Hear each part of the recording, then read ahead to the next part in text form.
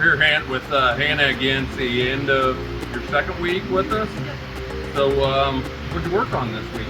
I just helped out with various projects around the shop, running the shaper and the dual miter saw, the molder, wide belt sander, getting what needed to be done.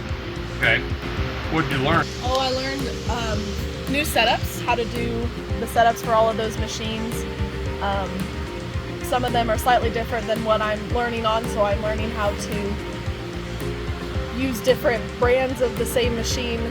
So like the shaper we have at Pitt State is a different brand than the shaper that we have here at Advantage Woodwork.